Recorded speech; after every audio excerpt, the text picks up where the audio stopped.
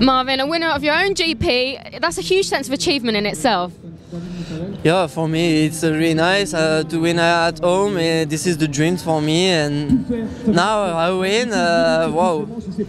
I ride like last weekend, and it's good for the championship, and I keep the red plate, and it's good for the confidence. My physical was perfect, and the track was difficult, so I take 2-time whole shot, and I take the really good start, and now I'm very happy. So thank you, everybody. Tell us what happened throughout the race, because you had a flat tyre, didn't you? It's a good race for me. Little problem with my bike, and but it's a good race, a good GP for me in French in my home. Good, I'm very happy.